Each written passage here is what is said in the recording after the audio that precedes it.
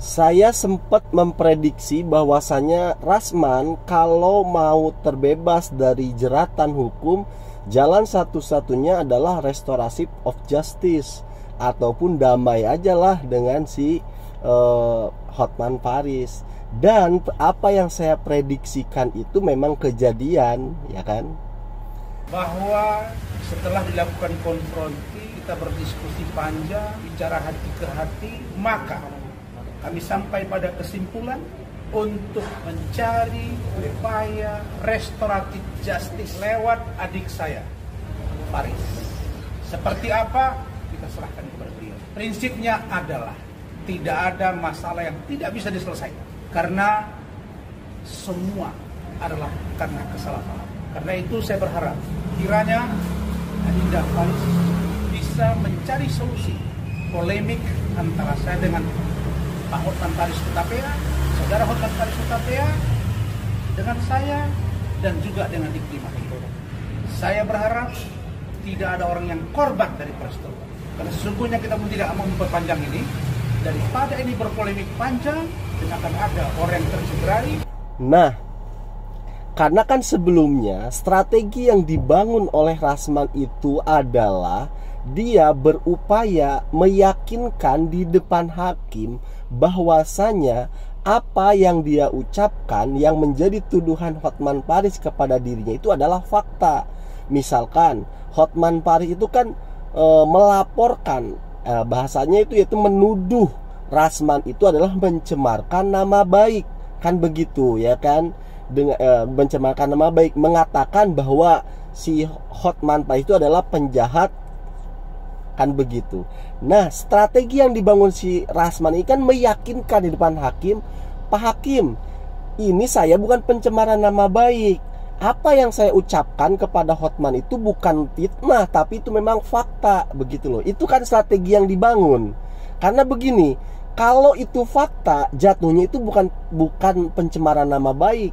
Misalkan Hotman Paris itu benar-benar penjahat, maka apa yang diucapkan, apa yang dilontarkan oleh Rasman itu tidak lagi pencemaran nama baik. Dan itulah yang berupaya dilakukan oleh Rasman, meyakinkan hakim bahwa apa yang dilakukan itu adalah fakta, begitu loh.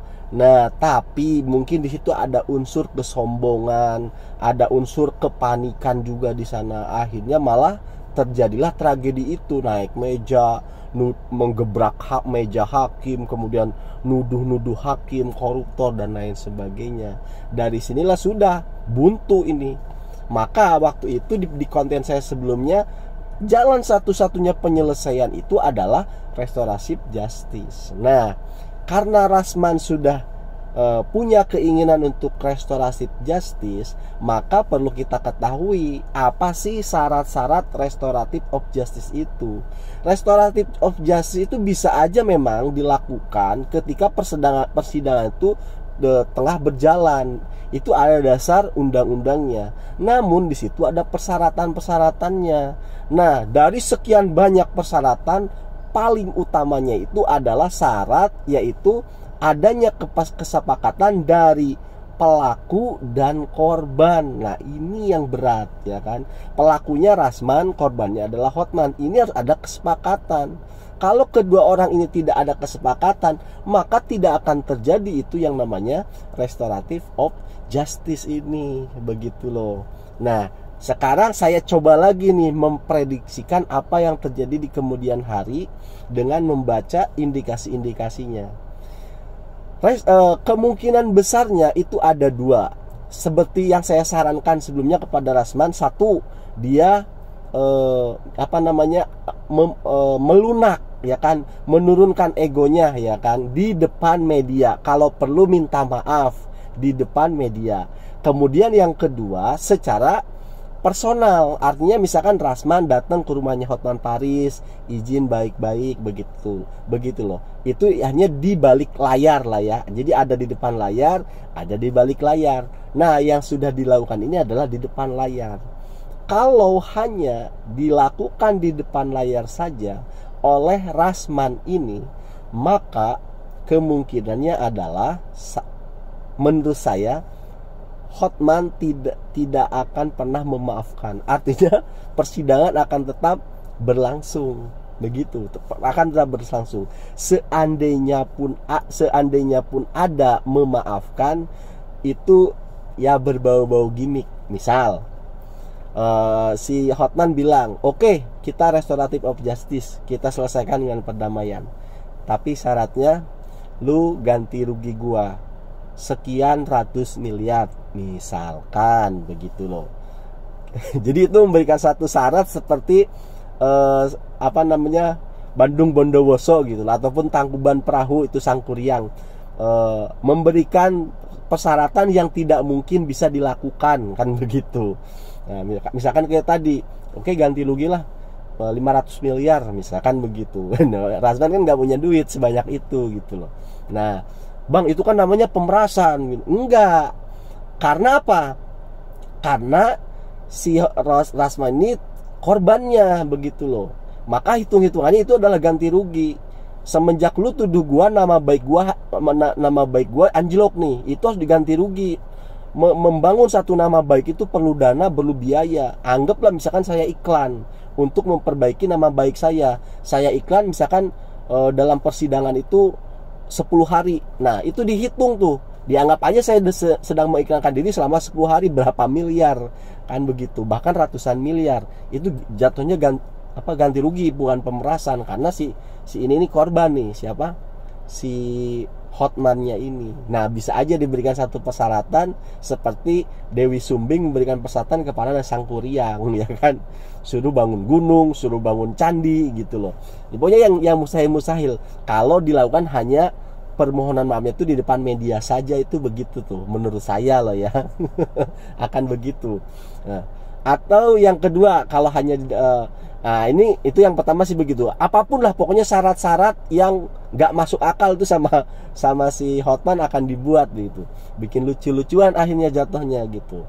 Nah, kalau seandainya Rasman setelah di media dengan merendahkan diri, ya kan, memohon maaf baik-baik, kemudian datang ke rumahnya secara personal, ini baru bisa aja Hotman memaafkannya, menghentikan kasus hukum yang sedang berjalan.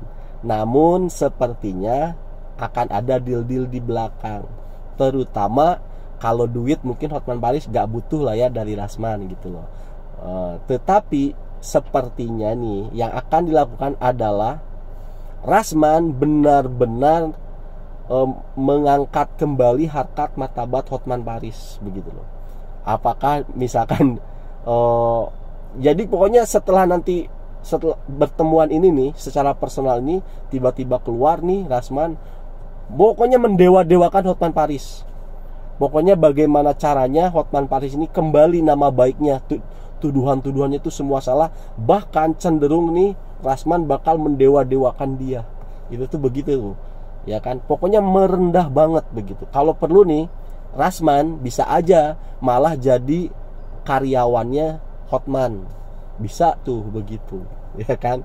Kalau Rasman seandainya secara personal betul begitu, secara personal bertemu dengan Hotman Paris, maka bisa aja itu jadi karyawannya. Ya kalau bahasa perempuan kan aspri. Nah, nggak tahu tuh kalau buat cowok juga kan bisa aja jadi asprinya Hotman Paris nih Rasman.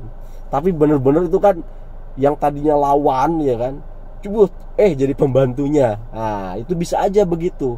Ya kan kita nggak bisa nebak tuh kelakuannya Hotman Paris, kadang-kadang kan konyol-konyol begitu tuh. Dia tuh pokoknya pengen pengacara nomor 1 Indonesia tuh nih gue. Maunya kan gitu. Ketika ada kayak Rasman, ini bisa aja dibuat seperti itu di kemudian hari. Tapi Rasman juga lebih baik jadi asprinya Hotman daripada di penjara, ya kan? Ya kan tuh. Kalau misalnya jadi asprinya Hotman Paris, ini bisa diperbaiki juga nama baiknya Rasman pelan-pelan begitu loh. Kalau di penjara, Will kan lebih parah. Itulah sekarang itu sebenarnya Hotman ini sudah di atas angin. Mau ngatur-ngatur si Rasman, bisa aja dia sekarang begitu loh. Nah, saya juga nggak tahu ya, apakah si Rasman lihat video saya yang sebelumnya yang mengatakan jalan satu-satunya adalah restoratif of justice itu, karena sudah mentok ini, saya kan udah dibicarakan tuh di konten sebelumnya tuh, dasar-dasar hukumnya pun saya jelasin tuh bagaimana. Ya mungkin aja ya kan videonya tuh nyampe, ada yang nge-save, salah satu siapa mungkin temennya atau saudaranya, ini Pak Rasman, ini ada orang netizen bikin video begini nih. Wah, akhirnya mentok. Iya juga, bener juga ya. Bener loh. Apa yang saya prediksikan, dia sekarang minta restorasi of justice kan. Ya itulah. Makanya kalian nih ambil pelajaran nih dari ini semua. Kalau mempunyai satu masalah, jangan buru-buru, pelajari secara detail dulu. Sekarang tuh udah canggih, udah enak, ada AI. Kamu tanya ke AI dulu gitu loh. Pelajari baru ambil sikap, begitu loh. Biar hasilnya akurat. Terima kasih karena sudah menyimak.